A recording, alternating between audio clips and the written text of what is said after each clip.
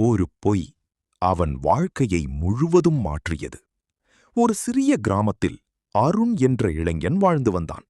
அவன் மிகவும் புத்திசாலி. ஆனால் ஒரு பெரிய பழக்கம் இருந்தது. அவன் அடிக்கடி பொய் சொல்லுவான். முதலில் அது சிறிய பொய்கள்தான்.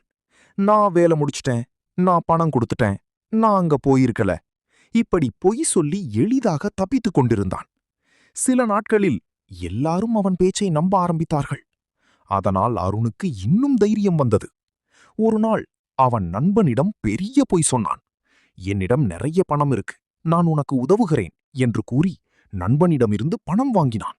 ஆனால் உண்மையில் அவனிடம் எந்த பணமும் இல்லை. நாட்கள் கடந்தன. அவன் சொன்ன பொய் வெளியில் வந்தது.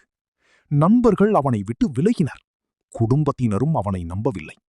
ஒரு நாள் அருணின் வீட்டில் உண்மையாகவே ஒரு பிரச்சனை ஏற்பட்டது. அவனுக்கு உடனடி உதவி தேவைப்பட்டது. அவன் அனைவரிடமும் உதவி கேட்டான். ஆனால் யாரும் நம்பவில்லை. இது கூட இன்னொரு பொய்தான் என்று நினைத்து அனைவரும் அவனை விட்டு சென்றார்கள். அப்போதுதான் அருணுக்கு தனது தவறு புரிந்தது.